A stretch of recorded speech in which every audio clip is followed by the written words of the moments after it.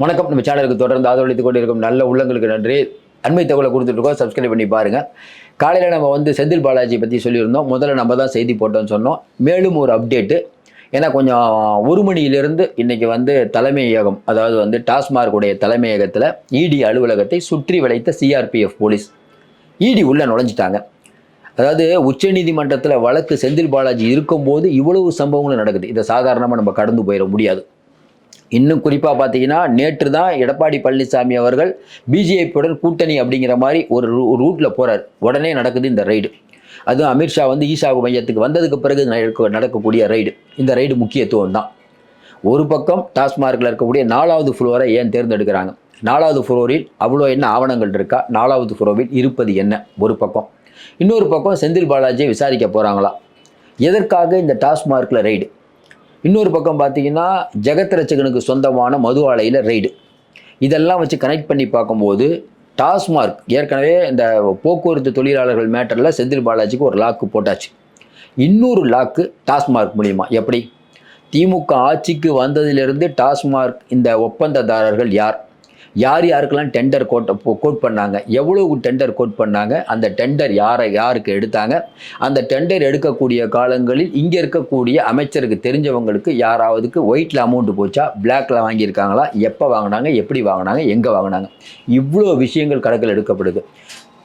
வெளிப்படையாக ஒன்று தெரியுங்க, டாஸ்மார்க்கில் இவ்வளோ நாள் இது 4வது ஃப்ளோரில் ஏன் பண்ணுறாங்கன்னா, 4வது ஃப்ளோரில் தான் இந்த டெண்டர் விடுவது. எது அந்த டாஸ்மார்க் நடக்குது, அந்த 4வது ஃப்ளோரில் தான் டெண்டர் விடுறது சம்மந்தமான விஷயங்கள்லாம் இருக்கான். ஃபைல் எல்லாமே அங்கே தான் இருக்குது.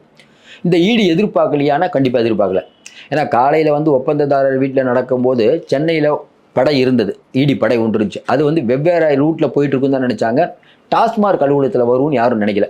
ஏன்னா ஏற்கனவே செந்தில் பாலாஜி அவர்கள் போக்குவரத்து துறை இந்த மாதிரி விஷயங்களெல்லாம் கவனம் செலுத்திட்டு இருந்தாங்க.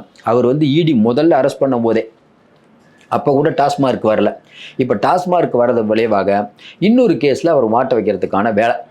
வரக்கூடிய சட்டமன்ற தேர்தலில் அவர் வேலை செய்யக்கூடாதுங்கிறதுல பிஜேபி, அதிமுக எல்லாம் தெளிவாக இருக்காங்க.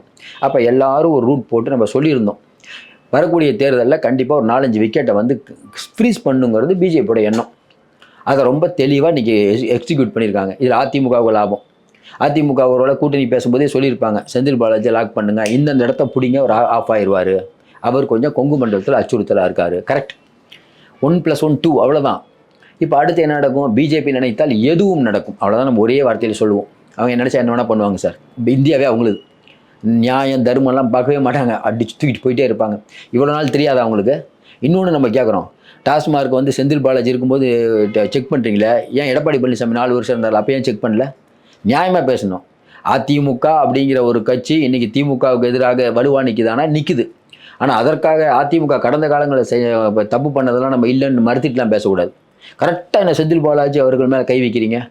மறுபடியும் சொல்கிறோம், செந்தில் பாலாஜி நல்லவரா கெட்டவரானா பெரும்பான்மையான மக்கள் அவர் தப்பு தான் பண்ணியிருப்பான்னு தான் நினைக்கிறாங்க. அதில் மாட்டுக்கருத்து இல்லை. ஆனால் இடி சரியான அமைப்பா? அதிக மக்கள் யோசிக்கிறாங்க. இவ்வளோ நாள் இடி முனைப்பு காட்டல, டக்குன்னு போய் காட்டுறீங்க.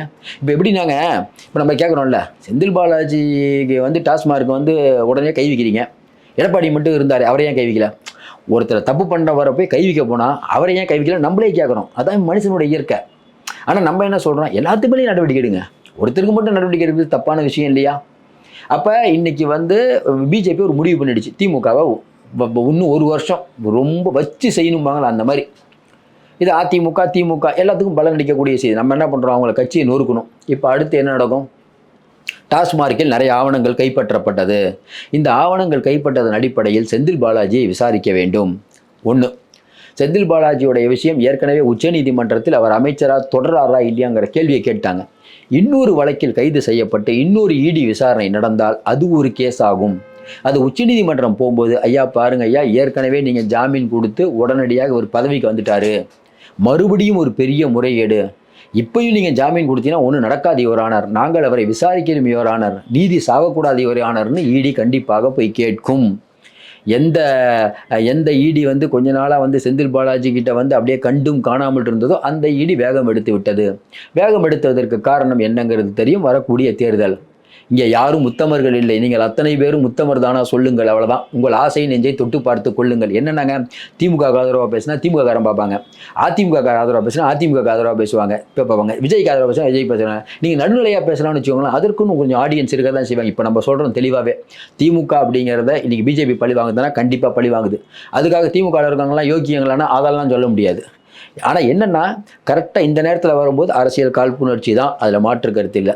இன்றைக்கி டாஸ்மார்க்கில் இவங்க உள்ள நுழைந்ததன் விளைவாக ஏகப்பட்ட விஷயங்கள் வெளியில் வரப்போகுது. டாஸ்மார்க்கில் என்ன நடக்கிறது, ஏன்னா அண்ணாமலை ஏற்கனவே சொல்லிட்டு இருப்பார்ல, 10 ரூபா வாங்குறாங்க 10 ரூபா வாங்குறாங்க. அது மட்டும் இல்லைங்க, ஏகப்பட்ட விஷயங்கள். நிறைய பேர் என்ன சொல்கிறாங்க, இல்லைங்க பழைய சரக்கே வர மாட்டேதுங்க, அதுலேயும் கலப்படம் நடக்குதுங்க.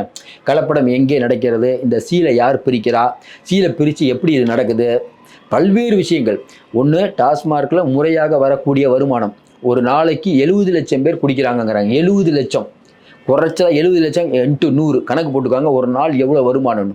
இது இல்லாமல் முறைகேடாக சட்டவிரோதமாக விற்கக்கூடியது, அப்புறம் போலி மதுபானங்கள் அது விற்க போகிறது, அப்புறம் இந்த டெண்டரில் நடக்கக்கூடிய முறைகேடுகள், இந்த 10 ரூபாய் எக்ஸ்ட்ரா வச்சு விற்கிறது, நிறையா இதில் இந்த ஸ்மார்ட் மீட்டர் போட்டு அதை ஸ்கேன் பண்ணி பண்ணணுன்னாங்க. இது அந்த மதுபானத்தில் ஸ்கேனர் இருக்கும் பொழுது, அந்த ஸ்கேனரை இப்போ என்ன சொல்கிறாங்க, அந்த ஸ்கேனர் தயாரிக்கிறாங்கல்ல, அந்த ஸ்கேன் பண்ணுற ஸ்டிக்கர், அதில் பல்வேறு முறைகேடு. இது எல்லாத்தையும் மீடி கண்டுபிடித்து விடும் என்று சொல்லும். செந்தில் பாலாஜி விசாரித்தாலும் ஆச்சரியப்படுறதில்லை. இன்னும் ஒரு வருஷம் அதான் ரணகலமாக நடக்கும். நம்ம தொடர்ந்து நிறையா அப்டேட் கொடுத்துட்ருக்கோம். ஏன்னா இது கண்டிப்பாக சிஎம்லேருந்து எல்லாத்துக்கும் நேரம் போயிருக்கும். பாருங்கள், அலர்ட் பண்ணுறாங்க, கண்டிப்பாக தான் பதட்டம் தான். நீ சிஆர்பிஎஃப் வீரர்களை வச்சு பண்ணுறாங்க அப்படிங்கும்போது அடுத்த கட்டத்துக்கு தயாராகி விட்டது. மற்ற அமைச்சர்களுக்கு ஒரு பயம் வரும். திமுகவில் பணம் எடுக்கிறவங்க கூட கொஞ்சம் யோசிப்பாங்க, தேவையில்லாத வேலை நமக்கு பிஜேபி பார்த்துட்டு இருக்காங்க, யோசிப்பாங்களோ யோசிக்க மாட்டாங்களா?